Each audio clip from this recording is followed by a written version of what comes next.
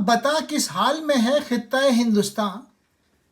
جس کے برگ کا سے ٹھہرا ہے کوہتر بوستہ، وہ کہ جس کی مسجدوں میں تھا جو ہنگامہ گیا، جس کے بت خانوں میں جو شعلہ فروزہ تھا بجھا،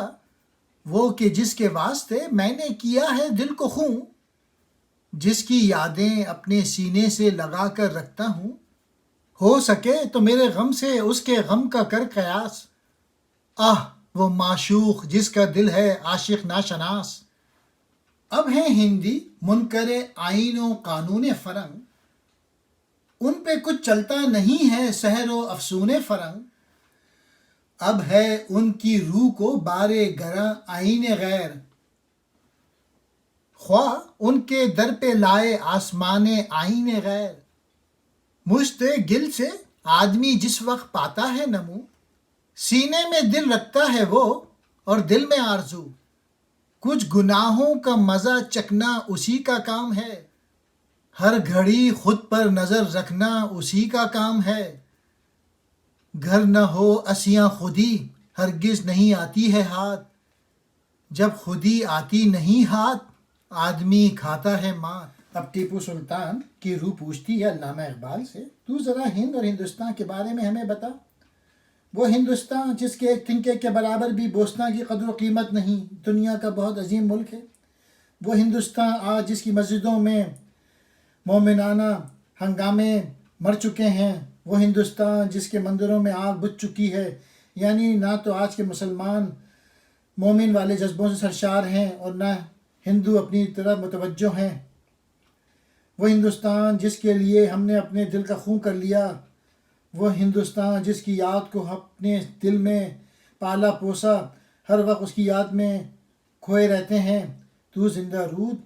ہمارے غم ہی سے اس ہندوستان کے غم کا اندازہ کر لے، اس عاشق کو نہ پہچاننے والے معشوق پر افسوس ہے۔ مطلب یہ کہ ہندوستان کے اصل خیر خواہ تو ہم ہیں کہ ہم نے آزادی بچانے کی خاطر اپنی جان دے دی۔